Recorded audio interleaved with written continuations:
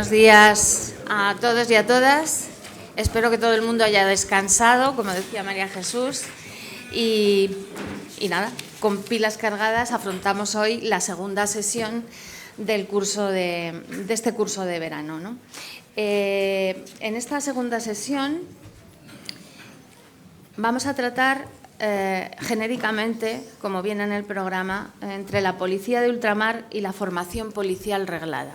Es decir, va a haber una parte de policía ultramarina, policía española en ultramar, y otra parte que va a tratar sobre formación reglada para la policía española, históricamente hablando. Nos acompaña esta mañana en la mesa el profesor José María Fernández Palacios, el doctor Fernández Palacios, de la Universidad Complutense de Madrid. Es doctor en Historia y en Arqueología por la Universidad Complutense. Tiene la especialidad de Historia de América y en esa universidad ha tenido contrato pre- y postdoctoral, parecido a lo que yo dije ayer de la ponente Ainhoa Chinchilla, pues muy parecido. O sea, es más o menos lo mismo, por eso no lo repito.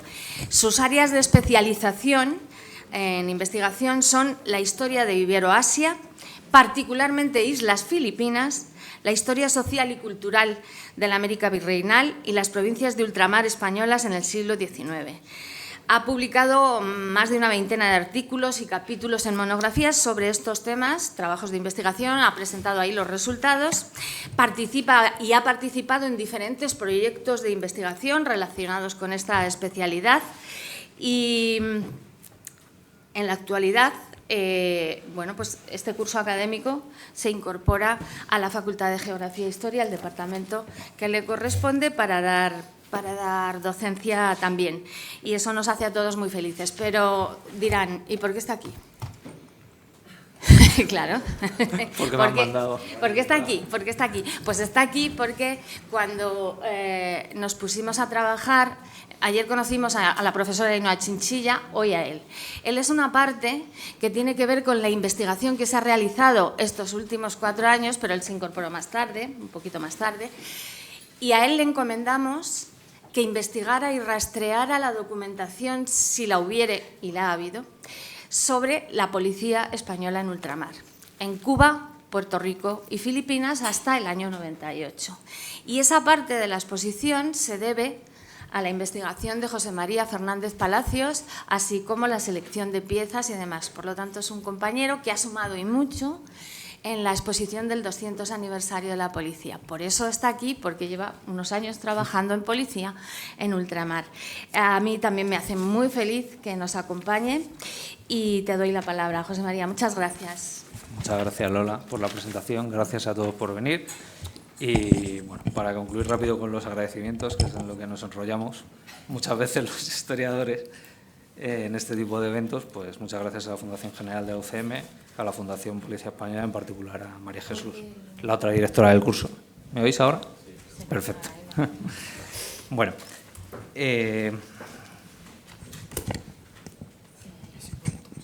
¿sí? Mejor. Perfecto. No hay como el que sabe. Veréis, vamos a hacer un recorrido más o menos somero en función de todo lo que hemos encontrado de etapas previas. Luego me gustaría centrarme mucho en la parte de Isabel II, sobre todo en la época de vigencia de una comisaría civil que hubo en Manila, que hasta ahora era un tema muy, muy desconocido, hasta que hemos hecho esta investigación para el Bicentenario, y intentaremos dar alguna pincelada de la época final, también hasta el 98. ¿Bien ahora? Bueno, lo primero y es lo que evoca un poco la imagen que os pongo ahí, y que tenemos que tener en cuenta que Cuba, Puerto Rico y Filipinas a inicios del siglo XIX no eran unas colonias de reciente adquisición sobre las que se pudiese imponer un régimen esnilo, digamos, ¿no? Algo nuevo. Eran una parte de la monarquía desde el siglo XVI en todos los casos, y eso va a traer una serie de problemas de cuál va a ser su encaje. Van a pasar por distintas etapas, desde una plena constitucionalización en la época de las diferentes épocas de vigencia de la Constitución de 1812, a finalmente en 1837 pues, ser gobernadas por leyes especiales. Esas leyes especiales tienen una serie de implicaciones en las que no puedo entrar ahora, pero luego lo diré, pero saber ya que nunca se desarrollan. Eso lo que implica es que hay una capacidad de gobierno directo muy importante, porque nunca se desarrollan, y también que el derecho indiano, es decir, todo lo que había antes de la época de la monarquía absoluta, va a tener vigencia como legislación subsidiaria para todo lo que no se legisla. Que todo lo que no se legisla es lo que se aplica modificado desde la península o lo que los gobernadores que tienen capacidad pueden legislar, que es casi todas, menos, y os lo digo ya también por si se me olvida, menos aprobar nuevos impuestos. Y eso tiene mucha importancia porque para profesionalizar la policía hay que financiarla, como sabéis. Y ese es un problema porque los gobernadores, de las poquitas cosas que no pueden hacer sin permiso de Madrid, es aprobar nuevos impuestos. ¿De acuerdo? Entonces, en esas circunstancias, vamos a empezar por ver un poco, muy brevemente, perfecto, unas características generales de lo que era este sistema, ¿no? La mayoría de información que tenemos pues, deviene de la legislación. Esta legislación es especial, yo digo las raíces de la especialidad. ¿Por qué? Porque se intenta gobernar aplicando preceptos jurídicos, instituciones, agentes que proceden de la península, que ya de por sí sabéis, el antiguo régimen es muy complicado de estudiar institucionalmente. Tenemos jurisdicciones que son sincrónicas y distintas, pero que no se solapan, sino que actúan a la vez. Entonces, es un lío tremendo. Y a eso se le suma que se intenta legislar para cada espacio indiano en concreto, aunque algunas se intentan aplicar a todas las Indias, a todo el orbe indiano, es decir, a América y a Filipinas. Filipinas es América desde un punto de vista jurídico, es parte del Virreinato de Nueva España con capitalidad en Ciudad de México. Visto esto, entonces recurrimos a la legislación indiana recopilada en el año 1680 por la Majestad de Carlos II y publicada en 1681. Y diremos algunas cosas. ¿Por qué? Porque en Filipinas van a tener mucha vigencia en algunos casos hasta el final de época española, sobre todo en las áreas menos hispanizadas y menos desarrolladas, que son muchas. Por fuera de Manila, alguna otra ciudad pequeñita el mundo es indígena, básicamente. De lo poco que se ha estudiado de la seguridad en Indias, remiten a Santa Hermandad. Pasaba como antes de los estudios, remitían a Santa Hermandad en la península, ¿no? La Santa Hermandad en la península tiene una serie de implicaciones, mezcla cometido de seguridad con judicial, que es muy propio del antiguo régimen, pero tiene de base que se reclutan paisanos. Y eso va a estar muy presente en Cuba, Puerto Rico, Filipinas, por lo menos, y en otras partes de las Indias durante mucho tiempo. Y en Filipinas va a llegar hasta finales del siglo XIX en algunos contextos y en algunas áreas. La Santa Hermandad se aplica en Indias desde 1544 en las villas de españoles. La organización del Estado español en América parte de dos principios, dos repúblicas que se llamaban, que es la República de Españoles y la República de Indígenas. Todo esto parte de una idea fundamental, que es que los indígenas, salvo aquellos que están aculturados, hay que dejarles en su medio para que ahí pueda actuar la evangelización sin que se corrompan con las malas costumbres que pueden tener los españoles.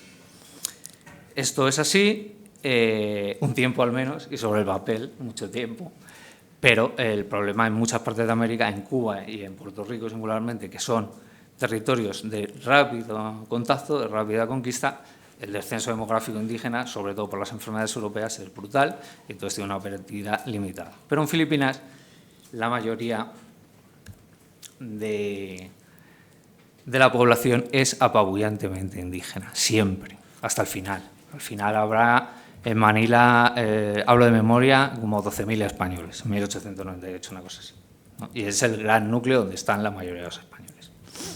¿Qué implica? Que la seguridad en poblado de los pueblos de India va a seguir vigente durante muchísimo tiempo.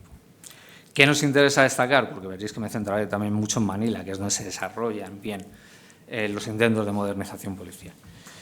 Eso implica que en Manila, hasta el final, incluso después de la reforma municipal de Maura en el año 94-95, 1894-1895, se mantengan tribunales indígenas, es decir, los antiguos pueblos tenían sus alcaldes, sus alcaldías, y además divididos étnicamente en tribunales, que se llamaban, que son por adscripción étnica, ¿vale?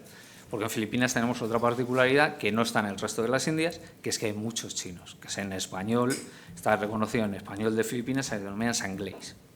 Y eso implica otra jurisdicción nueva y otro tipo de cosas. Pero esto se mantiene en los pueblitos y se va a mantener en Manila cuando Manila se expanda fuera de la muralla legalmente. Pues de facto la gente empieza a vivir fuera de la muralla ya en el siglo XVIII, los españoles me refiero, pero la expansión municipal se produce en distintos momentos del siglo XIX. Bueno, ¿qué nos dice la legislación? En estos pueblos de indios, que hay en Filipinas se denomina los alcaldes de indios, gobernadorcillos, estos gobernadorcillos tienen una serie de competencias como los alcaldes, que son jurisdiccionales algunas, judiciales y otras de orden público, ¿no? Son competencias bastante recortadas, mediatizadas por las autoridades provinciales, que se denominan en Filipinas alcaldes mayores, corregidores, depende, en cada parte de las Indias tiene una denominación y la documentación a veces de una manera o de otra. Sus competencias son confusas siempre, pero son la misma cosa. Entonces, se denomina de una manera u otra. Bueno, esta gente, estos alcaldes, estos gobernadorcillos, en el caso de Filipinas, que tienen jurisdicción, que tienen una cierta jurisdicción, que es básicamente atrapar a personas y ponerlas a disposición de las autoridades superiores que son españolas, pues tienen una serie de personal que desempeña, sin esa potestad judicial, lo que es la acción, digamos, de seguridad del día a día, ¿no? Entonces, en ese caso tenemos el de los Batanyanes, ¿no? Que tenéis la estatua que conseguimos, después de mucha lucha, llevar a la exposición. La estatua es una parte de un grupo escultórico que se trajo a Madrid en 1887, en la exposición regional de Filipinas que se celebra en el Parque del Retiro, y hacía un grupo con una mujer que iba con una antorcha, pero esa la hemos perdido, ¿no? Y lo que daba era el Santo Enseña. El grupo escultórico en general se denomina ¿Quién vive España?, ¿no? Y este es el guardia que pedía el Santo Enseña a la mujer. Bueno, pues esta seguridad, que actúa solo por la noche, está al cargo, quien la organiza son los alguaciles de los pueblos, ¿no? Que tenéis ahí a la izquierda, sí, igual, a la izquierda. Estos lo que hacen es que dividen a una serie de paisanos reclutados a cambio de que se les exima de otros tributos. En Filipinas hay tributos dinerarios, digamos, aunque se pagan en especie, y tributos en trabajo. Se les exime de eso porque hagan estas funciones. Estas funciones son básicamente de centinela, ¿no? En cada pueblo, en función de lo grande que fuera, pues habría entre 6 y 7 de estos vigilantes o batanyanes. Hacían la ronda de vigilancia de las calles, vigilaban a los transeúntes, cuidaban de la iluminación, imaginaos en el siglo XVI, pues antorchas, un poco más, y estaban de centinela en determinados puntos claves. A finales de la década de 1840, el término batanyán se empieza a confundir, que en principio es vigilante, se empieza a confundir con esos puestos de vigilancia. Estos puestos de vigilancia están a la entrada y salida de los pueblos, en los cruces principales y en los puentes. Estos puestos de vigilancia, según el álbum Gironella o álbum de la Biblioteca Nacional de España, con las acuarelas de José Novato Lozano, que es, por ejemplo, el alguacil de pueblo, tiene comentarios manuscritos. Y esos comentarios nos dicen que estas personas estaban pobremente equipadas con campanas para dar la alarma, lanzas de caña, y que incluso había casos, bueno, pues en los que se producían determinados excesos porque se envalentonaban, en fin, y cometían algunas arbitrariedades. ¿Cuál es el caso? Que este tipo de agentes van a estar hasta 1898 en la mayoría de los pueblos pequeños. Esta es la seguridad que se tiene en los pueblos y ocasionalmente, dependiendo ya en el siglo XIX, por si luego no lo digo, de la disponibilidad de agentes de seguridad territorial, es decir, tercio de policía civil en muchas partes de Luzón, guardia civil cuando se mete, etcétera, pueden ir de vez en cuando también por el día, y cuadrilleros, que luego os contaré un poco, es una figura un poco complicada, también. Pero la seguridad por la noche de centinela la siguen haciendo estas gentes hasta 1898. Fijaos, entonces, cómo se proyecta, cuánta es la pervivencia de todo lo que viene desde el establecimiento de los españoles. Sabéis, 1571, fundación de la Manera Española por el adelantado Miguel López de Legazpi. Tenemos esa situación. durante todo el tiempo y en el campo. Pero en las ciudades de españoles de los Reinos de los Indias tenemos un trasplante más nítido de lo que era la legislación municipal en la España europea, ¿no? La España peninsular, en la España europea. En Filipinas, el problema que tiene es que la población se crea en otras ciudades además de Manila, pero estas ciudades se van a despoblar muy pronto. Quedan españoles siempre, pero son muy pocos. ¿Por qué? Porque la encomienda ya está muy mediatizada, rinde poco en Filipinas, pero lo que sí que hay es un comercio con China que luego se reexporta a México. Entonces, la mayoría de la gente tiende a concentrarse en Manila, los españoles. Se les da un privilegio de monopolio de este comercio y es de las pocas cosas que anima a la gente a poblar Filipinas. Porque quien invade de España a Filipinas tarda 2 años y pasa por México. Y en México necesitan españoles. Y en México hay mucha riqueza. Entonces le dicen, quedaos aquí, no vayáis allí, aquello no hay más que terremotos, está rodeado de piratas. Es muy difícil atraer gente.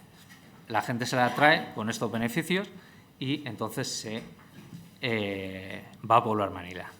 Por lo tanto, el desarrollo urbano en Filipinas, español se va a concentrar en Manila y es donde se van a concentrar, es la gran megalópolis y es donde se van a concentrar también todas las innovaciones, todos los problemas primero y luego las respuestas en seguridad.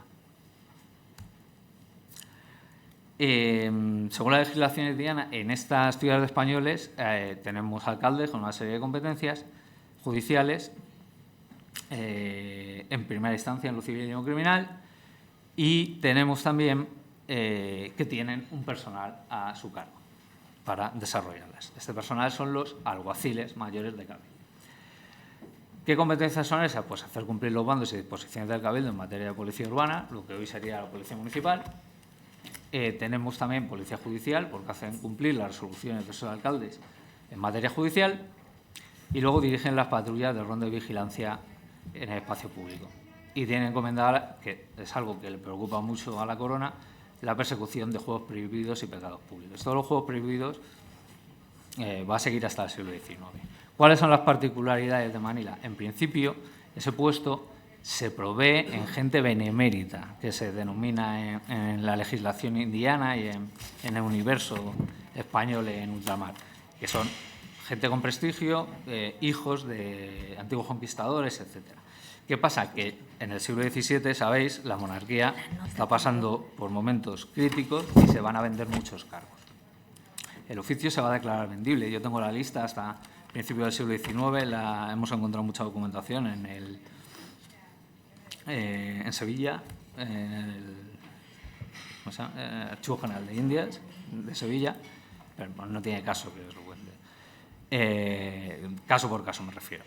¿Cuál es el problema? Que llega un momento en que es un oficio muy poco atractivo porque tiene muy pocas rentas el ayuntamiento, porque al que se le nombra tiene que proveerse de parte de pensiones, de multas, etcétera, de su salario. No tiene un salario fijo y además tiene que pagar por él para acceder a él, entonces no quiere nadie acceder a él.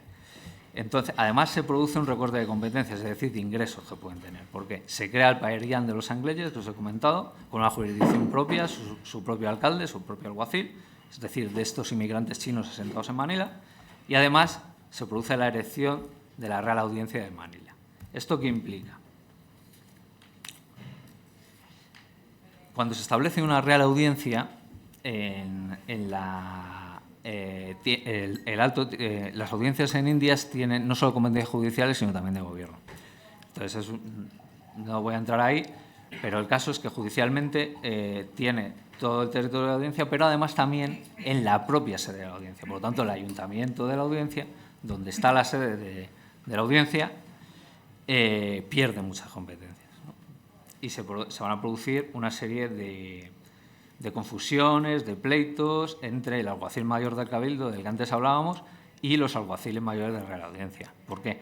Porque aparte de funciones judiciales se empiezan a realizar labores de policía de seguridad y de vigilancia, es decir, las rondas en las calles, también de hacer cumplir la normativa municipal. Y bueno, y tenemos muchos casos, ¿no? Así como ejemplo, vemos uno primero de estos casos. Ya en 1595 había sido nombrado para el cargo de alguacil mayor de la Real Audiencia de Manila Joaquín Ronquillo del Castillo, que ya en 1611 pleitea frente a la corona contra el alguacil mayor de la ciudad, Francisco Quintirnaya, porque el alguacil mayor de la ciudad se empeña en querer nombrar al alcaide de la cárcel, que dependa de él y su sueldo dependa de él. Y, en fin, se hace un pleito. No sabemos exactamente cómo acaba el pleito, esa documentación no está, pero ya nos da un poco la idea de por dónde van las cosas. El problema de este pleito viene de la necesidad de fondos para mantener a los propios subordinados de estos alguaciles. De estos subordinados sabemos muy poco. Tenemos denominaciones, son tenientes, alguaciles de campo, para llevar a lo que es fuera de la ciudad determinados requerimientos, alguaciles ejecutores, para ejecutar multas, otras sentencias. Lo que sabemos es que por estos problemas de conseguir dinero, de conseguir fondos para mantener el oficio y tener que pagar a sus subordinados, pues pasa lo mismo que con el otro. No hay postores para venderlo. En toda la segunda mitad ya del siglo XVII no se encuentra nadie que quiera comprar el cargo y a final del siglo ni siquiera encuentra a nadie que lo quiera desempeñar sin pagar nada. ¿Por qué? Porque él tiene que pagar a los subordinados y no hay rentas para ello, ¿no? También hemos reconstruido todos los casos hasta el siglo XIX, que alguien decide hacerse cargo de él, seguramente quede vinculado, como en otro caso, a una familia por motivo de prestigio, pero es una cosa bastante vacía de competencias, pero no hay otra cosa. Entonces, imaginaros el caos de seguridad que hay en este momento. Gracias.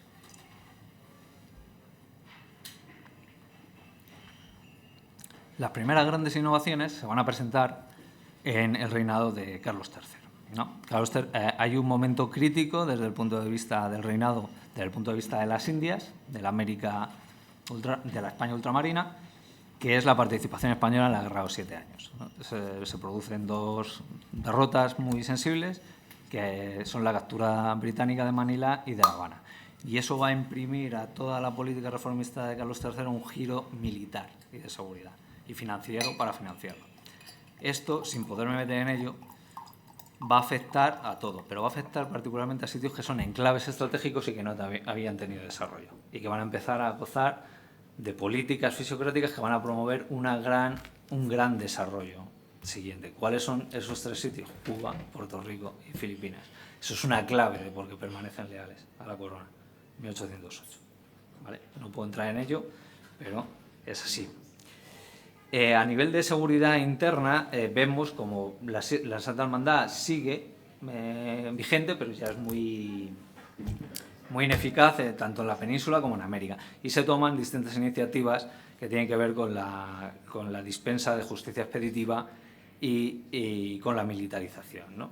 El caso más célebre es el Tribunal de la Corda en México, que empieza antes de Carlos III, se desarrolla con Carlos III y iniciativas similares siguen después en la época de Fernando VII, que sigue bastante la política ilustrada reformista en América. De cara a la seguridad interna, tenemos podemos decir dos elementos fundamentales. Una es la división de las ciudades a efectos policiales en barrios. Es verdad que en cuarteles vienen en la península del siglo XVII, pero en barrios lo que va a ocurrir en Madrid a partir del motín lo vemos en América ya en Cuba, con el conde de Ricla. Es el primero que lo hace, después se manda a estudiar y se aplica el modelo de Madrid a La Habana y después a otras muchas ciudades americanas. Desde Santa Fe de Bogotá al norte a Buenos Aires, Lima, Ciudad de México, toda América. Otra cuestión es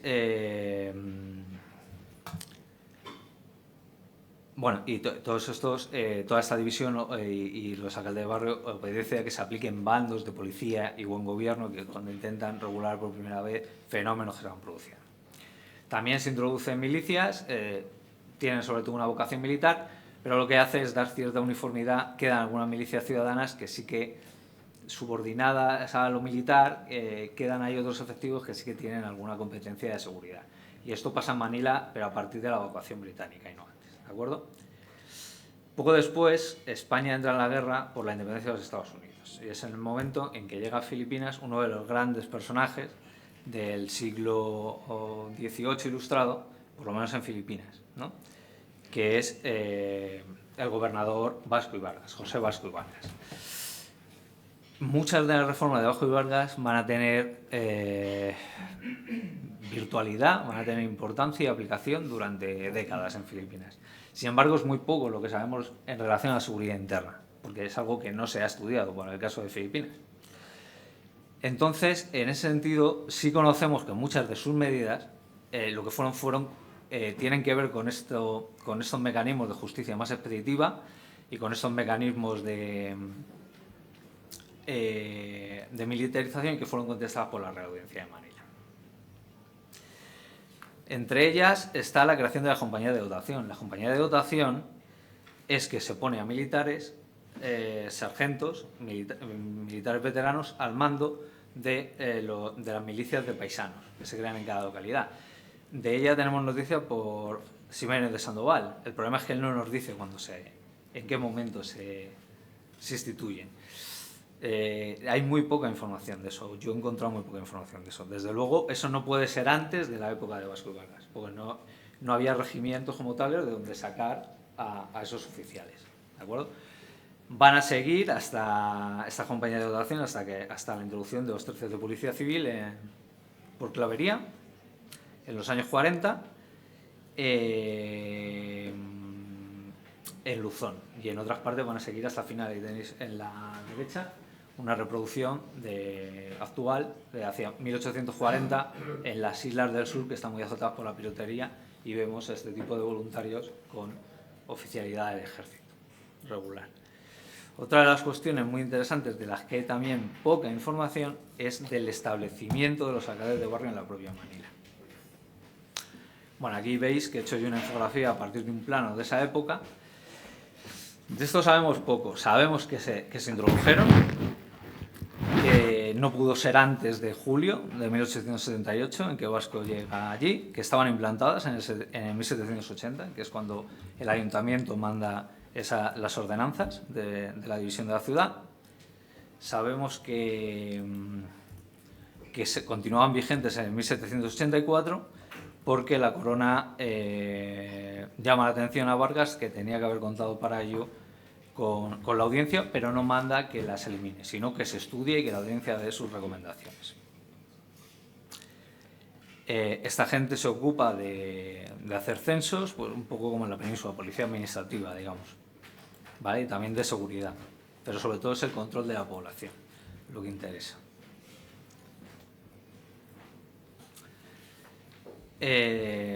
Todas estas confusiones, bueno, después hay un bando en 1794 en el que ya, un bando de policía para Manila, en el que ya no aparecen mencionadas estas personas. Luego veremos que más adelante van a volver a ser mencionadas, pero no aparecen. O sea, que parece ser que al final del mandato de Vasco y Vargas se eliminó esta figura de los alcaldes de barrio. No sabemos bien por qué, probablemente por motivos financieros, como ocurría casi siempre. Aquí. En la época de Fernando VII también tenemos un poco esta confusión y ausencia de fuentes. Quizá hay que vaciar mejor Sevilla, de determinadas partes que están muy mal catalogado todavía, ¿no? Hay que meterse a catalogar y a sacar información de ahí. Pues aquí hay algún historiador de Sevilla. Pues hay que hacerlo. Archivo General de Indias. Sí. Archivo General de Indias, es lo que... ¿Dónde está? Bueno, aquí vamos a tratar, las compañías de dotación siguen, eso ya lo hemos dicho. En el este municipal siguen esos vigilantes y se extienden los cuadrilleros, que se les intenta dar una primera uniformización, digamos, a esas compañías sueltas de paisanos bajo el nombre de cuadrilleros, que ahora os hablaré de ellos. Y luego en Manila hay necesidades especiales y se van tomando en función de cómo va evolucionando el reinado, que es muy conflictivo, de determinadas medidas, ¿no? Sabemos también relativamente bastante poco. Los cuadrilleros. Los cuadrilleros se van a establecer de la forma moderna, por así decirlo, del siglo XIX, por primera vez en Cavite, que es el puerto de Manila, donde está el arsenal militar, en 1807, y hacia finales del reinado de Fernando VII nos cuenta Greg Bankoff que estarían establecidos en la mayoría de los pueblos de la provincia de Luzón, por lo menos en los más hispanizados. Su efectividad y composición era muy desigual porque dependían de los recursos que tuviera el ayuntamiento, ¿no? Eran hacia 1836 se da una Real Orden para intentar regularizarlos en todas las islas y dotarles de mayor efectividad, pero no se hace nada hasta que en 1850 se reitera la misma Real Orden y ya en 1855 se va a dar un reglamento. Hasta entonces, y según nuevamente la misma fuente de ese álbum de José Honorato Lozano, son gente que está vestida al uso del país, que está armada con una lanza, eso sí, lo prescribe el reglamento o la costumbre, o lo que solía ocurrir antes de que se dé el reglamento, y armas blancas, que cada pueblo debía proveer de lo que tuviera, ¿no? Y dice, por ejemplo, es lo que tratamos de mostrar en la exposición, dice, por ejemplo, que no era extraño, estamos hablando de 1847, ver a algunos con espadas y cazoletas de gavilanes que datan seguramente del tiempo de la conquista.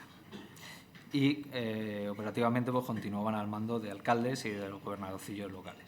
Sus funciones eran la vigilancia de caminos, la conducción y custodia de correspondencia de las autoridades locales y actuar en despoblados si había que perseguir algún criminal que estuviera despoblado. En el 55 se trata de darles, no voy a poder comentar el reglamento entero porque ya veo que me voy de tiempo, se trata de darles una regularización por fin, conforme a la Real Orden del 50.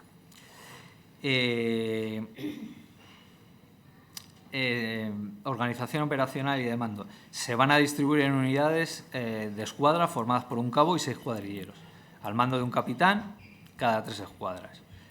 En todo caso, lo que se introduce es cierta fiscalización en el nombramiento para evitar abusos. El sargento, que esté a cargo de organizar el servicio, va a poder nombrar a los cabos. Pero ese nombramiento tiene que estar fiscalizado por el cura párroco, que es un español peninsular, o la autoridad provincial. Capitanes, tenientes y sargentos lo van a nombrar las autoridades locales, pero fiscalizado por la autoridad provincial. También se les va a dar un intento de uniformidad y alguna mejora limitada en equipo. Por ejemplo, que un tercio por lo menos de la fuerza lleve armas de fuego, escopetas, carabinas. Pero también se dice que eso, bueno, de lo que sobra del ejército, de excedentes del ejército, ¿no? Bueno. Tenemos un caso de, hay algunas mejoras corporativas, en años posteriores se les reconoce una pensión para sus deudos si mueren en acto de servicio, ¿no? Entonces yo encontré un expediente en el que la viuda de uno de ellos solicita eso. Lo que pasa es que él había fallecido en acto de servicio en el 56 y las leyes de pensión, la primera es del 58 y la del 59, por lo tanto no aplico. Pero ¿de qué nos sirve ese expediente? Nos dice cómo funciona y cuál es la inseguridad todavía en Manila. Esta fuerza no prevé el delito, lo que hace es reaccionar cuando se produce un delito. O sea, hay una noticia de que están asaltando unas casas en una playa que está apartada de un pueblo cerca de Manila, en Malate, y lo que hace es que salen los cuadrillos a por él. Hay un intercambio de tiros, consiguen apresar a alguno de los maleantes, pegarle un tiro, tulisanes se llaman los maleantes en las fuentes de Filipinas, y este hombre recibe un balazo en el estómago y fallece.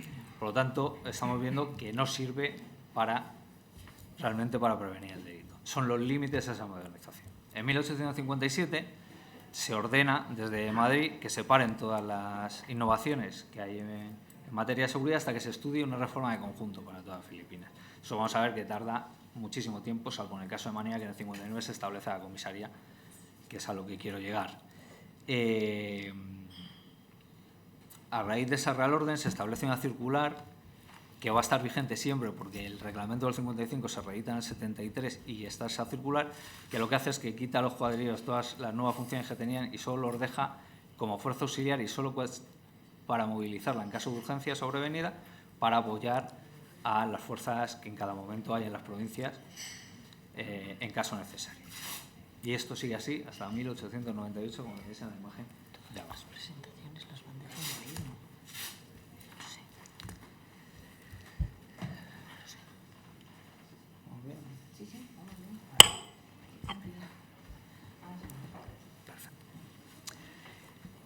Tenemos el caso de Manila, que es lo que decía, comentarlo muy rápidamente. En esta época, aparte de las tensiones políticas que hay entre las élites que tienen que ver con el antagonismo entre liberales, algunos en esta sospechosos de independentista y absolutistas, igual que la península, lo trasplantamos a las élites, las pocas que hay en Manila, españolas, digamos, ¿no? Mestizos y españoles, peninsulares europeos y insulares, es decir, criollos. Bueno, en ese sentido sabemos que durante el mandato del gobernador capitán general José Ramón de Gardoqui, 1813-1816, nos cuenta el historiador José Montero y Vidal, que hay una comisión militar, que está presidida por un teniente coronel y dedicada a la represión del bandidaje, el contrabandismo y los jugadores. Estas comisiones militares son similares, creo, Martín, a las que hay en el primer sexenio absolutista también en la península. Después tenemos datos indirectos cuando Clavería va a hacer su reforma, porque ve que la estructura policial no puede mantenerse así la seguridad en Manila, de que volvieron a existir, de que existió una comisión de policía, la cual sabemos poquísimo, entre 1826 y 1838. Es introducida en el segundo periodo absolutista por el gobernador Ricafort, sale en su bando, y lo poco que dice de ella es que tiene, una vez identificados vagos y gente no empadronada por las autoridades municipales, lo que tiene es que cogerles y ponerles a disposición del gobernador provincial para que les hagan empadronarse y mantener un trabajo. Poco más sabemos, porque todo esto lo sabemos de documentación del año 40 y pico, que está repasando la inseguridad que hay en Manila, la ausencia de cuerpos de seguridad competentes. Sabemos que en 1838 va a ser eliminada por el gobernador García Camba, no sabemos por qué, probablemente por motivos económicos. Camba era un hombre con gran experiencia en Filipinas, no sabemos por qué, pero la elimina. En ese momento se empieza Clavería a recabar información, y en ese momento se dice, el ayuntamiento lo que está pidiendo que se reintroduzca o bien la comisión de policía o los alcaldes de barrio, que ya estuvieron en época de Vasco, ¿os acordáis? Y en época de Juan Antonio Martínez, que es el gobernador del trienio. Por lo tanto, creemos, pero tenemos todavía trabajo para confirmarlo, que volvieron a ser reintroducidos entre 1822 y 1825. Pero que en todo caso, para 1838, cuando se quita la comisión de policía, ya no estaban. Probablemente en el 26 tampoco estuvieran, y por eso se introdujo la comisión de policía. Veis que son cuestiones que tenemos alguna referencia cruzada, pero que necesitamos expedientes que nos hablen de ello, pero no los hemos encontrado todavía. Esperemos alguna vez encontrarlo. Yo también he visto documentación que hay en Manila y tampoco he encontrado nada de momento de ellos. Documentación que hay digitalizada, gran parte de los fondos españoles están aquí en el CSIC, y vienen de Manila. Pero es que casi todos son del siglo XIX, de época de Isabel II. Nos para un poco como lo que tenemos en Madrid, entonces, por lo menos en la parte civil. Pero seguiremos investigándolo, pero ya por lo menos conocemos esto. Ya llegamos a la parte, también pasa como en la España europea, donde se van a producir las grandes reformas del Estado liberal, pero con las particularidades que tiene ultramar, que es el reinado de doña Isabel II. Básicamente nos encontramos en un proceso de intentos de profesionalización, pero que van a estar limitados por el dinero, por la financiación, como ha pasado siempre también en la península en cuestiones de seguridad y en otras tantas, ¿no? ¿Cuál es el contexto? No voy a insistir en ello, es la exclusión constitucional del año 1837. Se van a gobernar por leyes especiales que nunca se van a codificar, por lo tanto, eso implica que los gobernadores capitanes generales enviados a La Habana, a San Juan de Puerto Rico o a Manila tienen muchos poderes discrecionales y pueden adaptarse a la situación. Repito, uno de los únicos poderes que no tienen es aprobar nuevos impuestos sin consentimiento de Madrid, y por lo tanto, sin dinero no se pueden implementar reformas. En las Islas Filipinas se están desarrollando económicamente desde Carlos III, y se van a abrir al comercio y a las inversiones internacionales, mucho más y al revés que en Cuba, curiosamente. Eso va a traer un desarrollo urbano, demográfico y económico y nuevas necesidades de seguridad.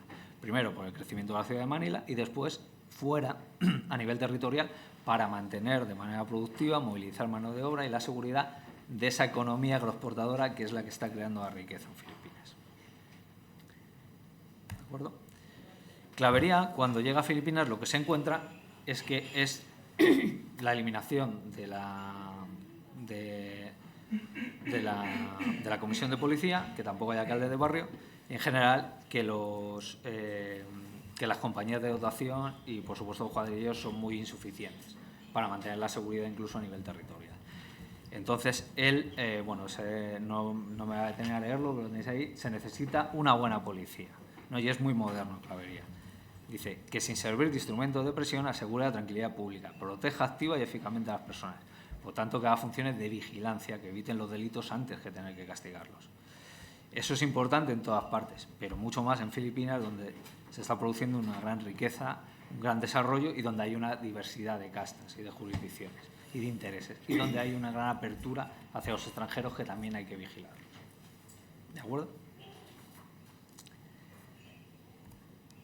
En ese contexto, Clavería le pasa como a los gobernadores de Cuba y a sus antecesores, no tiene potestad para aprobar nuevos impuestos y crear una policía profesional. ¿Qué hablo yo de policía profesional? Gente que cobre por su trabajo, que es lo suyo, y no que tenga que coger dinero de las subvenciones, de las multas, porque eso, como decía un gobernador de Cuba, lleva implícito en sí mismo el germen de la corrupción, porque uno cuanto más multas ponga, más dinero gana, ¿no?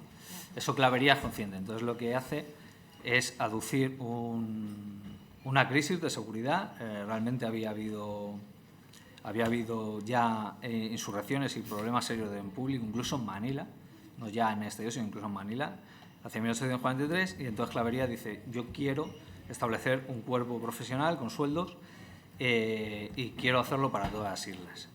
Madrid le autoriza que lo haga de momento en Manila y después que haga el expediente si lo quiere extender a todas las islas, pero de momento puedes hacerlo en Manila. Y entonces se crean los Carabineros de Seguridad Pública.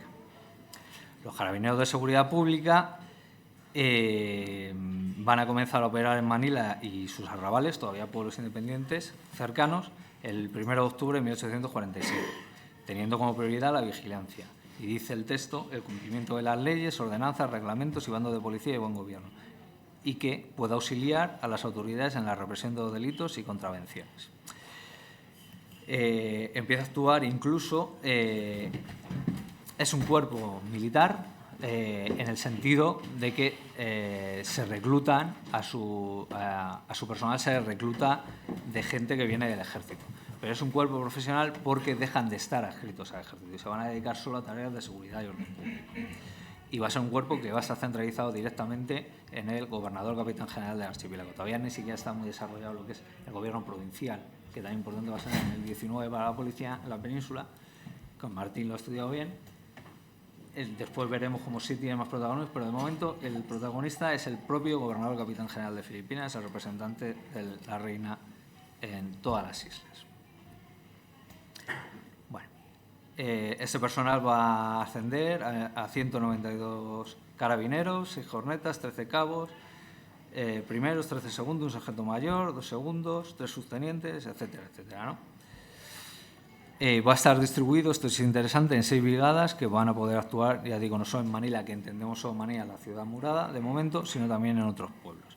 También sabemos quiénes fueron sus primeros mandos, que provenían del ejército, como hemos dicho. El primer comandante general fue Manuel Carreño, que era capitán del regimiento de Asia, ¿no? Un regimiento fijo y profesional que había en las islas.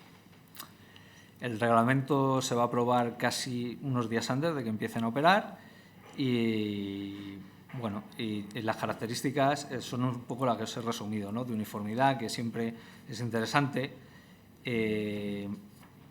Veis como el vestuario, sobre todo distintivo va a ser el cordón blanco, porque luego no van a ir a otros grupos que van a operar como policía en Filipinas, ese cordón blanco. Es interesante, fijaros, del reglamento, eso sí me gustaría decirlo, primero que ya hay rasgos de modernidad y de sensibilidad, porque se intenta dar ciertas garantías a la acción policial, ¿no? Como que quién puede poner multas directamente, si se puede entrar en una casa, tiene que ser muy flagrante el delito que se esté cometiendo. Hay ciertos rasgos de modernidad para la época que todavía es temprana, ¿eh? Y luego hay también interesantes alusiones a cuáles son las principales preocupaciones de orden público en ese momento en Manila, ¿no? Es el control de la actividad de los sirvientes domésticos, que son gente que no está empadronada y vive en casa de otro y había muchos problemas. Clavería tiene que girarlos porque uno asesina a su jefe, a su empleador, y eso es toda una problemática grande en Manila en el primer año de gobierno de Clavería. La lucha contra el juego y la vagancia, y en relación íntima con las anteriores, por la vigilancia y el control de la población residente en los campos y en los pueblos inmediatos, por ejemplo. Asimismo, al final de su mandato, Clavería va a establecer los tercios de policía. Esto es una policía netamente civil. porque tiene dependencia del gobernador civil, ya se le hace algún protagonismo, de la autoridad provincial, en definitiva. Van a sustituir a las antiguas compañías de dotación, de las que antes hablábamos, formadas por paisanos y con un militar a su frente, y están pensadas para implementarse en todo el archipiélago, aunque van a comenzar por la isla de Luzón. Posteriormente van a ir siendo sustituidas a final de la década de 1860 por efectivos de la Guardia Civil, cuando se militarice el orden público en Filipinas sobre todo a partir de las convulsiones del sexenio y con la restauración, ¿no? También accedimos a su reglamento. Al final no estuvo como pieza, me parece. Creo que no, pero bueno, lo tenemos digitalizado, lo tenemos estudiado. Como digo, estaba pensado para extenderse a todas las islas, dar como una plantilla y que se extendiera luego a todas las islas, ¿no? El personal primigenio para distribuirlo en Luzón, en las cercanías de Manila, pues eran 1.160 efectivos. Para ingresar eran preferidos individuos con experiencia militar, pero en todo caso no debían permanecer en la tropa en activo, ya ni siquiera tenían que ser en los carabineros. También son profesionales porque se les dan sueldos fijos, aunque estos son notoriamente inferiores a los de los carabineros, eso sí. Y luego lo que se les da para compensar ese menor precio, que también es muy indicativo de la naturaleza plenamente civil de estos tercios, son condiciones preferentes para acceder a otros empleos, pero siempre, dice, del ramo civil, particularmente en el ramo de justicia, no en el militar. Estos tercios de policía, como perdona un momentito, una pregunta que a lo mejor te corto un poco. ¿En estos uniformes llevaban la bandera de España? Así como... Yo creo que no. Es que lo estaba mirando y no lo veía, pero... Es que la bandera de España es Luego al final la veterana sí, pero ellos no. Claro, Claro, bueno, es verdad. La claro. bandera se institucionaliza en el reinado de Isabel II. Vale, entonces claro. Todavía no se podía Vale. Estaba incorporar. intentando mirarles a ver Ya, la... no se podía incorporar. Luego hay un escudo, luego tengo al final, a ver si llegó, hay un escudo de distinción de la veterana al final, que ese sí lleva la bandera Al final. de España, sí. A ver, perdonad. Sí, los tercios de policía van a durar hasta el 68, como os digo, en Luzón, en partes, y en otras partes van siendo sustituidos por la Guardia Civil, en otras partes no. Dicen autores, hay que comprobarlo bien, que en otras partes de Filipinas permanecen hasta 1898, ¿vale? Por eso lo pongo en rojo, hay que confirmarlo. Es verdad que después del 78 sí que hay noticias de que siguen operando en partes de Luzón, pero yo no sé si hasta el 98. Es confuso la última parte, sabéis, es un periodo de guerra desde el 96. Por lo tanto, esa reforma de Clavería tiene cierta extensión, pero la seguridad urbana en Manila no. Pero es por una cuestión meramente de dinero. O sea, Clavería pide que se le autorice, porque han dado muy buen resultado, introducir más carabineros y extenderlos fuera de Manila. Se lo están pidiendo desde fuera de Manila, que ponga carabineros en los pueblos cercanos, grandes, cerca de Manila. Y a la llegada del sucesor de Clavería, Madrid... él insiste, el sucesor de Clavería, que es Urbiztondo, creo recordar, el gobernador Urbiztondo, insiste en ello, pero lo que se le dice es que no solo que no se autoriza eso, sino que hay que sustituir a los carabineros, porque Hacienda dice que es insoportable el gasto que genera. El sucesor de Clavería lo que hace es intentar, advierte que eso es un error. A partir de ahora va a ser personal militar el que se dedique a eso, pero va a seguir adscrito a su unidad del ejército por si acaso se necesite para que haga otras funciones. Eso es una sinergia de gasto, diríamos hoy, ¿no? Eso se intenta hacer en Cuba también, para echar atrás la reforma de José Gutiérrez de la Concha en un momento dado. Lo que pasa es que Concha vuelve al gobierno de Cuba y le impide. Aquí Urbiztondo tiene que tragar, digamos, con la reforma, pero lo que hace es que todo el personal de carabineros los utiliza para que se reenganchen en la nueva fuerza en Manila y alrededores. Y los siguientes que se creen, pues ya sí lo hará con unidades del ejército que sigan adscritas a sus unidades, etcétera. ¿De acuerdo? El reglamento es el mismo, tienen las mismas competencias, todo es un calco, o sea, que cambian palabras. En el uniforme lo que pasa que incluso se dice que los carabineros mantengan su uniforme hasta que se caiga a cachos y después que cojan el del ejército, y los nuevos que no pertenecen a los carabineros que cojan el del ejército con el cordón blanco. Ese es el distintivo que diferencia a un policía de un militar, digamos, o alguien dedicado a la seguridad pública de un militar dedicado exclusivamente a la milicia. Y ahora vamos a la parte, yo creo que más interesante, o es una de las cosas que más que hemos descubierto, que es la el establecimiento de una comisaría en Manila, una comisaría civil, de policía civil como conocemos. Un poco de agua. Gracias. Habíamos visto que en el 57 se había dado una orden para reformar todo el aparato de seguridad en Filipinas. Eso solo se va a aplicar en Manila en el 59, a partir del 68, con la introducción de la Guardia Civil a nivel general. Nos encontramos en un contexto determinado. Es que en el 59 se va a crear el Gobierno Civil de la provincia de Manila y el corregimiento de la ciudad. Al gobernador civil de Manila, como a la península, se le van a dar una serie de competencias policiales y necesita personal para desarrollarlas, sobre todo de policía administrativa, expedición de licencias, expedición de pasaportes internos, de cédulas de vecindad, ¿cómo se llama? Padrones de población, etcétera, etcétera. Y además el Tribunal Municipal de Manila ya va a anexionar los arrabales de la orilla opuesta del Pasig. ¿Veis? No se ve, ¿no? Bueno, esto de aquí, que es donde está el mayor grueso de la población y donde está el dinero. Vale. Se anexiona al municipio de Manila. Luego después se anexionará esto ya en el 80. Ya. Para responder a esa situación, se va a autorizar también la creación de una comisaría en Manila. Un cargo de comisario de policía con un sueldo anual de 1.500 pesos, que ya veréis como no va a ser demasiado. Un peso son 5 pesetas de la península. Y 3 plazas de celador dotada cada una de 600 pesetas. Año. Claro.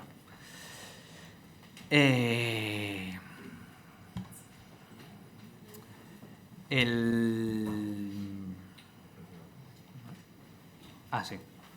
Perdonad.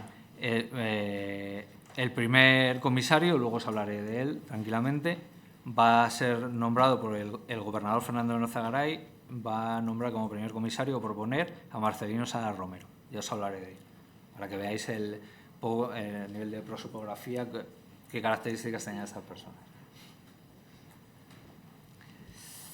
El nombramiento va a ser ratificado por una Real Orden de 18 de octubre de 1859 y la comisaría va a empezar a desarrollarse internamente aún antes de tener su reglamento. El reglamento data del 15 de marzo de 1860 de un gobierno interino de Ramón María Solana Villanderal y su autor principal intelectual, pues lo dice la documentación del reglamento, es el gobernador provincial de Manila, que es realmente el jefe al que tenía que estar subordinado, que es Pedro Papillón de Molina. Él dice en los proyectos de reglamento que lo que se pretende es adaptar todo ese reglamento de control de la servidumbre doméstica y los bandos de seguridad pública que se habían dado a Manila con el reglamento, leo textualmente, que rige en Madrid para el mismo servicio de vigilancia pública municipal en todo lo adaptable a Manila. Manila se va a dividir en tres sectores a efectos de seguridad, cada uno al mando de un celador y con el comisario como jefe de conjunto. Y lo interesante es que va a integrar a todo el personal que había anterior de seguridad en esta estructura de la comisaría civil.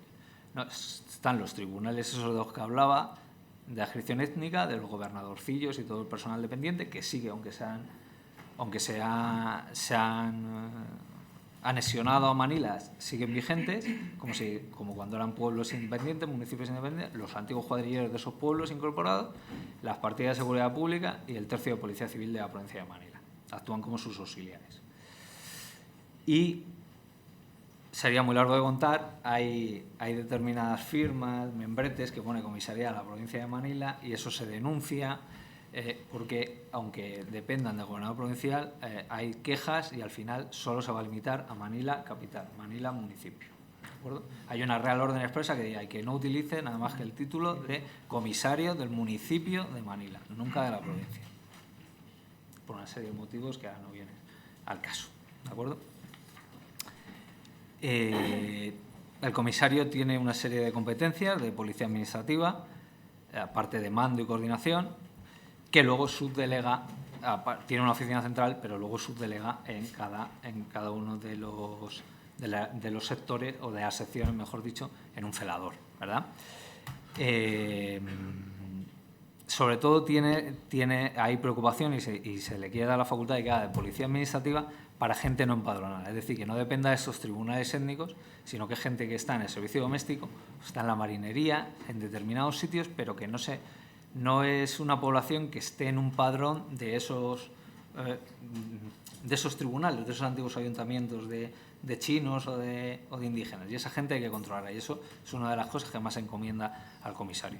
Y luego, pues seguridad, rondas de vigilancia, etcétera, etcétera. Para ello va a tener una oficina central o comisaría, que se dice que debe estar en La Escolta o en las calles inmediatas. La calle de La Escolta estaba, donde os he señalado yo con la mano, así un poco pobremente, en Vinondo. Vinondo era un antiguo pueblo donde se habían asentado los chinos, un lugar comercial de siempre.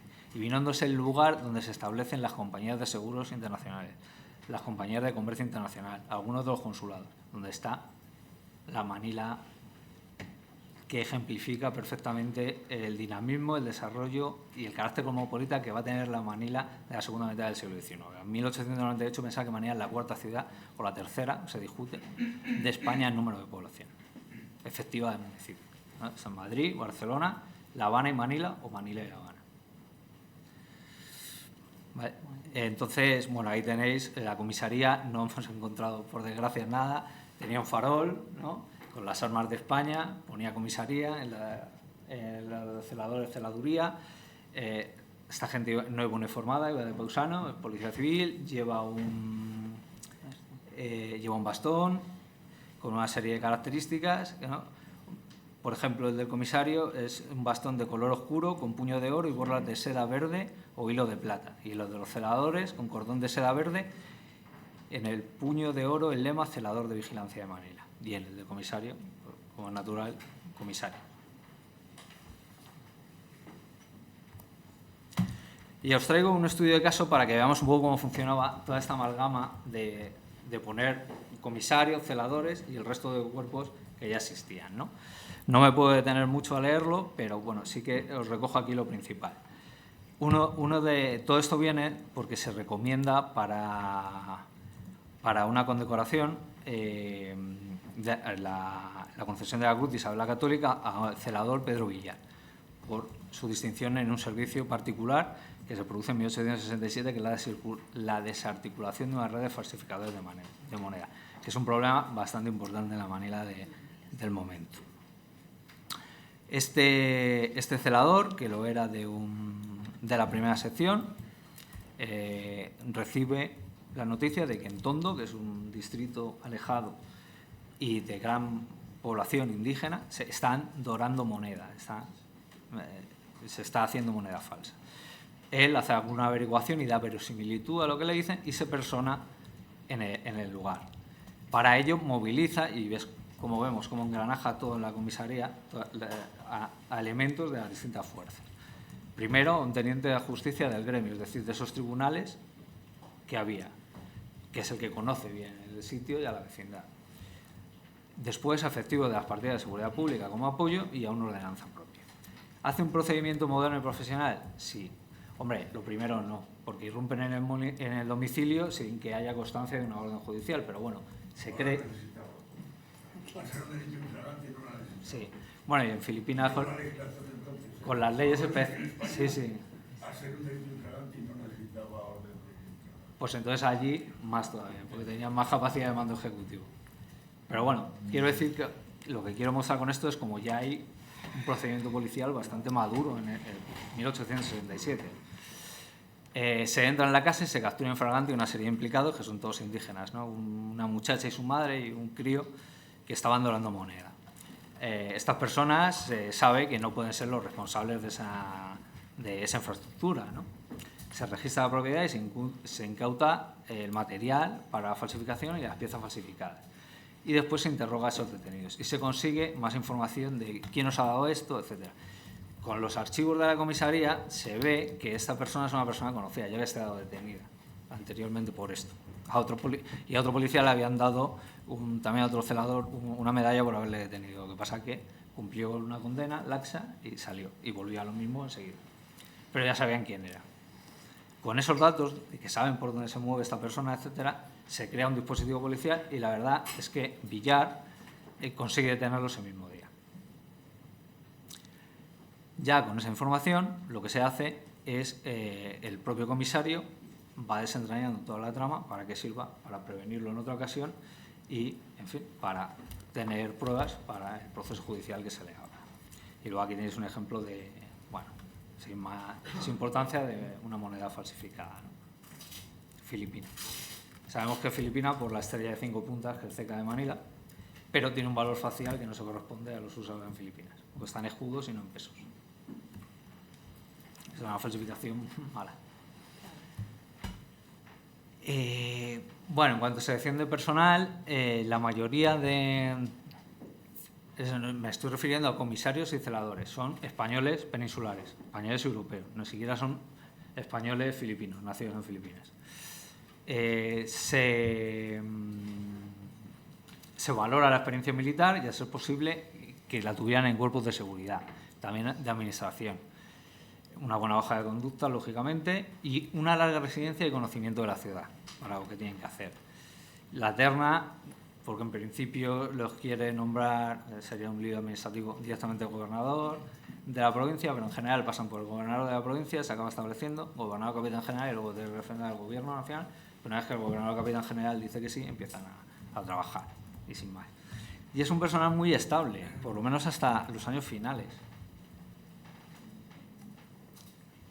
Es un personal muy estable porque hay casos, los casos que son o que renuncian por enfermedad o que renuncian para irse a otro destino, que tampoco debería ser muy difícil porque es que cogen cargos en Mindanao, en la frontera con los piratas musulmanes, por cobrar más y irse de allí.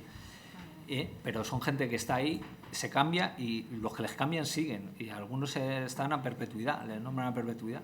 O sea, son gente que no varía demasiado. Varía porque se pone malo o porque encuentran un trabajo mejor directamente. ¿Cuál es el problema de esto? La falta de adecuación de los salarios en una ciudad como Manila, que está creciendo muchísimo, hay muchísima documentación de eso, está creciendo muchísimo el nivel de vida y no se adecúan nunca los salarios, ¿no? Entonces tenemos ahí, por ejemplo, la reflexión del gobernador Lara sobre los peligros que esto entraña, ¿no? Incluso de moralidad, porque son gente que es que no tiene dinero para poder vivir de su trabajo. Ya vamos a ver comisarios. Específicamente hay 2 comisarios, ¿no? El primero de ellos es Marcelino Sala Romero, que es el que se nombra cuando empieza la comisaría. Él es un peninsular de Huelva. Uno de sus méritos es la larga residencia previa en Manila. Él había pasado a Filipinas ya en 1838 y tiene experiencia específica en cuerpos de seguridad y en Filipinas, ¿no? Había sido oficial del cuerpo de carabineros y había estado al mando de una compañía del Tercio Provincial de Manila. Cuando se recluta, que también se nos dice sin su conocimiento, le propone el gobernador porque es la persona adecuada, él no pidió ese puesto, él era comandante político-militar, jefe provincial del distrito, dice la documentación Bitic, que es Bispik, que está en Mindanao, en la frontera, pero tiene una experiencia de gestión también. Todo eso es lo que llama la atención del gobernador para proponerle y se acepta.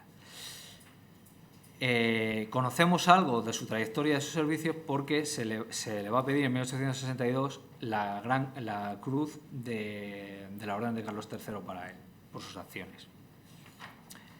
Que son acciones que lo propone el gobernador civil porque cree que han mejorado el gobierno de administración de Manila.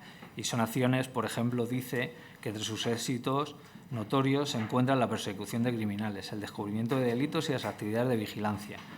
Pero además también el proceso de empadronamiento de los tributantes indígenas y chinos. Acordaros que eso es una de las cosas que más importancia se daba en el reglamento. En este último punto, su prestigio personal había sido fundamental para vencer la reticencia de la población indígena a someterse a un censo de población. Un prestigio avalado por una trayectoria honrada para los indígenas y de comportamiento distinguido. Sea como fuere, le dieron la condecoración ya cuando murió, pero lo que nunca atendieron fue sus reclamos de mejora de sueldo. Él había perdido mucho dinero dejando su puesto de gobernador político-militar para aceptar el de policía. Y en 1863 se le autoriza por prescripción médica a venir a la península, pero fallece antes de poder venir. Y le sustituye el segundo de los 2 únicos comisarios que hubo en Manila, que fue Joaquín Aranda González, que era natural de Irún, en Guipúzcoa, pero bueno, hijo militar su familia había sido, bueno, iba con el padre, eso es donde destinaban, ¿no? Él entra pronto en el ejército en la península y lo que hace que se le nombre como sustituto, primero interino y luego en propiedad del anterior, es por encima de los celadores que habían estado sobre el otro comisario, que tenía una gran experiencia en orden público. Primero en la península, donde había estado, por ejemplo, en la Milicia Nacional y luego en unidades de policía militar dentro del ejército. En el 55 había pasado a Filipinas, estaba en el Estado Mayor y ya se introdujo, por la experiencia que tenía en la península, en labores de orden público militarizada también en la península, actuando en distintas partidas y llegó a ser jefe de la partida de seguridad pública en Manila antes de que las eliminase. De él tenemos muchas menos noticias de su gestión, habrá que seguir intentando investigarlo. Tenemos sobre todo de cuando él viene a Madrid. Pues él sigue hasta el final de la comisaría, en el 72, y ni a él ni a sus celadores se les permite ya, o se contempla ya que formen parte del nuevo cuerpo militarizado que va a ser la Guardia Civil Veterana de Manila. Entonces él viene a Madrid, sabemos todo, pide su pensión, etcétera, reconstruimos, hemos llegado a 1901, 2 me parece que era, ¿no? Que ya fallece viviendo aquí en Madrid. ¿Vale? Después, esto es muy rápido. Este sistema había sido pensado para establecerlo en todas las ciudades de Filipinas, ¿no? En principio, se pensó. No sé, a diferencia de Cuba, con la reforma de Concha, no se va a establecer en ninguna. Hay un único ejemplo que es Cavite, que es un sitio muy concreto. Es el gran puerto cercano a Manila. Es un sitio donde hay mucha población flotante, como en Manila, no adscrita, porque trabaja en la Armada. Son indígenas, pero trabajan en la Armada, militares, etcétera. Se va a crear una celaduría, que es exactamente lo mismo, hasta 1863. Sabemos una única celaduría, que es, se acaba haciendo un proceso de selección, también la misma disputa que en Manila. Pero no sabemos si es porque nadie quería ese puesto, porque no son españoles europeos, son naturales y mestizos la gente que desempeña esa celaduría, las noticias que tenemos. Sabemos que en el 21 seguía vigente, porque Cavite ha crecido mucho y lo que se pretende es dividirlo en dos. Se sabe que en Cavite hay ambiente revolucionario, lo que se dice también que conviene que sean españoles, o bien insulares o peninsulares, los que desarrollen esto. Que se divide la ciudad en 2 celadurías, una de primera al frente y otras 2 para lo que se ha expandido la ciudad, pero no hay respuesta de Madrid. Pero ese flujo documental existe hasta 1893, por lo tanto seguramente siguiera hasta 1898. ¿De acuerdo? Eso es la única extensión fuera de Manila de un sistema civil de policía urbana, ¿de acuerdo? Bajo, digamos, dependencia directa del Estado, no municipal. Bueno, esta parte, vale, perfecto.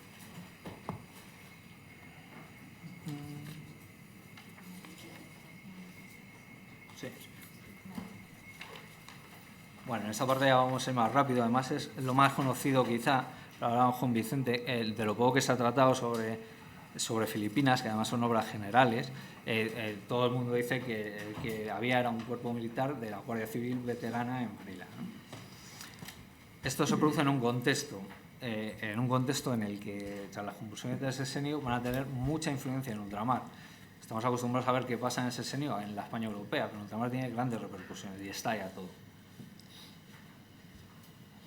En Puerto Rico se produce una revolución, pero que se controla en unos pocos días. En Cuba deriva en una guerra de 10 años, la Guerra Grande. Y en Filipinas hay una tensión que al final escapa por el motín de Cavite, que también se reconduce rápidamente por la lealtad de la tropa indígena al gobierno español. ¿Eso qué provoca? Va a provocar un giro conservador en la política que los propios gobiernos revolucionarios tienen hacia ultramar, que luego va a seguir la restauración, que va a ser diferenciada. Entonces Filipinas va a ser más especial, dentro de la especialidad de otra manera va a ser súper especial.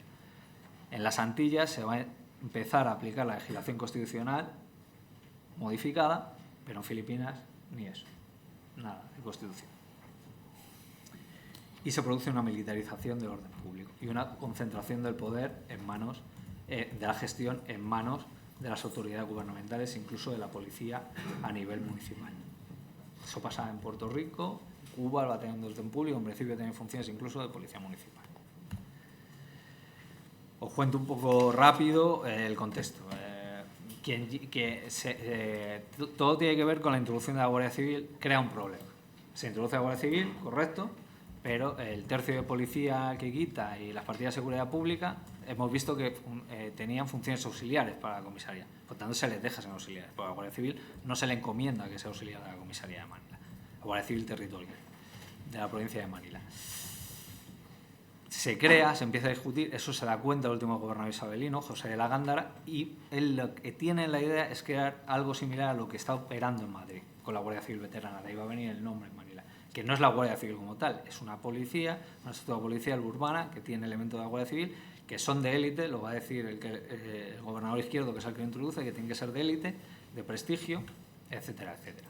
Pero el caso es que esa parte de la reforma no se ha hecho cuando estalla la crisis del sexenio en la península y todo se paraliza bastante. Pero sí se había quitado a la policía civil las funciones auxiliares y todo eso, ¿no? Con este cacao, digamos, perdóname la expresión, no me sale otra, se encuentra Carlos María de la Torre y Navacerrada, el gobernador. El gobernador viene con muchas ínfulas de reforma, después de Madrid le dicen que no se va a aplicar la Constitución en Filipinas, tiene una serie de problemas y hay un deterioro grande del orden público. Tiene que llamar al estado de sitio en varias ocasiones y al final hace cosas bastante peregrinas, fijaos, perdona a delincuentes y crea unas partidas con antiguos delincuentes que se llaman guardias de la torre, porque dice, estos conocen el mundo criminal, etc. Muchos de ellos vuelven a la delincuencia enseguida. Entonces las élites conservadoras de Manila están escandalizadas, hacen más que escribir a los periódicos de Madrid, pues en Filipinas hay censura de prensa, ¿sabéis? Doble y previa hasta el final, o sea, eclesiástica y civil y previa hasta el final. Pero esta gente puede escribir a Madrid y dicen, una locura, este tío ha puesto a delincuentes que han vuelto a delinquir y en fin. Al final lo que hace es una remodelación, la última que se intenta, pues después ya viene la militarización del cuerpo de vigilancia de la comisaría en Manila. Se vuelve a establecer un nuevo tercio de policía civil que sí que opere dentro del municipio de Manila, se divide Manila en 10 distritos ya, o sea, más específicos, y toda la comisaría está dotada de mayor personal. Hay un comisario, 5 celadores de primera, 5 de segunda y 20 vigilantes. Son un celador y 2 vigilantes por distrito. Surge el motín de Cavite y se completa el giro definitivo conservador en Filipinas. Por conservador entender que va a seguir habiendo reformas, pero son económicas y administrativas. Nada de reformas políticas de momento. Y ese de momento llega al 98 y nunca se produce. Hay una insatisfacción grande del nuevo gobernador con la situación y cree, con motivos bastante subjetivos, ¿no? que hay que darle una organización militar a la seguridad, incluso en la provincia, que se puede aprovechar algo del tercio de policía civil que se incorpore a la Guardia Civil Veterana, que esa Guardia Civil Veterana tiene que ser una fuerza de élite con prestigio, que se componga de individuos del Ejército, de la Guardia Civil y de los tercios de policía, pero nada de los comisarios, celadores, nada de eso, ¿de acuerdo? Él achaca además en eso podría llevar razón, motivos de que no había dinero para pagar eso, pero bueno, luego él achaca la corrupción y todas esas cosas, que dice que es mejor el espíritu militar, bueno, unas razones subjetivas, pero que van a favor de obra, con el proceso de militarización que hay en Cuba y en Puerto Rico, en este momento también de la seguridad, digamos. La veterana no puedo entrar en demasiado detalle, va a suponer, sobre todo es importante, la centralización de todas las competencias policiales y de seguridad dentro de la ciudad de Manila, municipales, orden público y vigilancia. Se distribuye en distintos distritos con una serie de personal que no puedo entrar ahora y en cuanto a policía administrativa, el comandante va a recibir las competencias del comisario y los tenientes del distrito las competencias de los antiguos celadores. ¿Qué problema va a tener esta policía? Pues nuevamente la financiación va a ser insuficiente. La financiación va a ser insuficiente y lo que se pide es aumentos porque Manila sigue creciendo. Se pide aumento de personal que llega muy tarde. ¿Por qué? Porque la mitad de todo esto, como no hay policía municipal, lo sufraga el ayuntamiento. El ayuntamiento nunca tiene fondos para pagarlo. Entonces, ver, por ejemplo, la situación en 1785, de donde, según un testimonio del capitán comandante, era imposible atender a distritos enteros de la ciudad por constituir demarcaciones de mucho desarrollo, que casi hacen imposible una verdadera vigilancia, resultando de esto una insuficiencia tan notable que no se realiza en parte el objetivo de esta institución creada para garantizar el orden público, la seguridad personal y los intereses materiales. Las últimas reformas, y con esto acabo. ¿Por qué? Cuando leemos también lo que hemos dicho, nos dice que está la Guardia Civil en Manila como seguridad, no nos especifican demasiado qué naturaleza tiene, ya vemos que es un cuerpo específico que viene pensado de algo que había existido previamente en Madrid, y también nos dice llega hasta el 98. Bueno, llega hasta el 98, sí, pero pasa mucho tiempo, ¿no? Desde el 72 al 98 pasa mucho tiempo, algo cambiaría. Esos cambios se van a producir en un contexto muy concreto, que es el de los gobiernos liberales. Hay dos sensibilidades, todos los gobiernos españoles llevan a cabo reformas en Filipinas, hay dos sensibilidades. Los conservadores creen que tienen que ser económicas y administrativas, y los liberales creen que tienen que ser conservadoras y administrativas, pero tender hacia la plena asimilación de los filipinos como ciudadanos españoles. Entonces empiezan a meter reformas. En los gobiernos de Sagasta, del año 94 en adelante, hasta el 95, se produce una serie de reformas. Y en Filipinas es una ley municipal del 94. Y en el 95 se aplica Manila, con una serie de condicionantes que no puedo tratar aquí. Pero lo que nos interesa es que se le dan una serie de competencias al ayuntamiento de autonomía para que las desarrolle y que las financie. Consecuencias, ¿se crea una Guardia Municipal en Manila en 1895? Sí. Tiene competencias de policía, que hoy llamaríamos municipal, de aplicar las ordenanzas municipales. Por lo tanto, esas se le retiran a la Guardia Civil Veterana y se piensan que se va a crear un cuerpo de serenos. De eso yo no tengo noticia, porque sabemos que están hasta el 98 Guardia Municipal, Guardia Civil Veterana y otra policía de la que voy a hablar ahora, y con ello termino, por fuentes, por informes de los estadounidenses del estado de Manila cuando se produce la transición de soberanía. Hay informes al presidente McKinley. ¿Vale? Entonces, los serenos se dice siempre en el reglamento, habrá, se regirá, dependerá, y los americanos no dicen nunca que haya un cuerpo de serenos en Manila. Por lo tanto, consideramos que nunca se llegó a establecer, pero la Guardia Municipal sí. Al quitarse de las competencias municipales, el problema que se encuentra el gobernador provincial es que se le quita parte de la financiación que él tiene para veteranos y los fondos reservados también, para cuestiones de vigilancia y personal de confianza que tenía. En un momento dice además en que se palpa que es que hay conspiraciones, que se palpa intranquilidad, y mucha. Y además esto se produce en círculos masónicos o que tienen una forma masónica, sociedades secretas, sociedades también que son de gente del pueblo, en las que un uniformado es que no se puede enterar muy bien de lo que pasa, ¿no? Entonces él dice, necesitamos esto. Bueno, se le acepta esa propuesta, pero se le pide que haga un reglamento. Y el gobernador anterior, el gobernador siguiente hace ese reglamento. Ese reglamento implica: se va a dividir la policía en gubernativa. La Guardia Civil Veterana va a seguir manteniendo la vigilancia pública y de seguridad, y el nuevo cuerpo de vigilancia de Manila, que se denomina vigilancia secreta, es una policía de información y que va de paisana y que es una civil. Y el gobernador civil dice, hay servicios para los que se necesitan personas que no sean militares, como esto. Bueno, competencias, todo esto lo podréis ver escrito. Los agentes son indígenas, son mestizos, porque son gente que se puede infiltrar. Desde luego no son gente que vaya uniformada, tiene dependencia plenamente civil. Bueno, aquí tenéis un poco las medallas que llevan similares a la península. Bueno, lamentablemente no hemos encontrado ninguna, pero similares a las del cuerpo de vigilancia que hay en el momento en la península, ¿de acuerdo? Y los mandos, fijaos, los inspectores llevaban un bastón, pero tenía que ser un bastón pequeñito para poderlo llevar oculto y acreditar el mando. Y yo creo que esto no merece la pena, es un poco lo que os he dicho, ¿no? Durante la crisis final sabemos que ellos siguen, todos los cuerpos, estos tres cuerpos siguen, mira, aquí tienes el juego de distinción de la veterana. Y bueno, y nada más, la conclusión es que hemos identificado algunas cosas, de muchas sabemos mucho ya y de otras tenemos que seguir investigando, pero vemos como hubo una policía civil profesional también en Manila, en la cuarta ciudad española, vamos a decir, hacia 1898, aunque estuviera a 18.000 kilómetros de Madrid.